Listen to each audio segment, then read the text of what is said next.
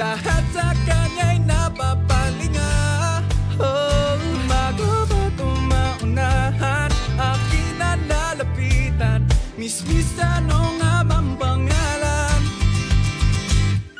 Ikaw na, pwede bang magpakilala? Larawan mong magara, hindi na mabura sa isip ko na pwede bang magpakilala? Gandang aking nakita sa diyan nakakahalina.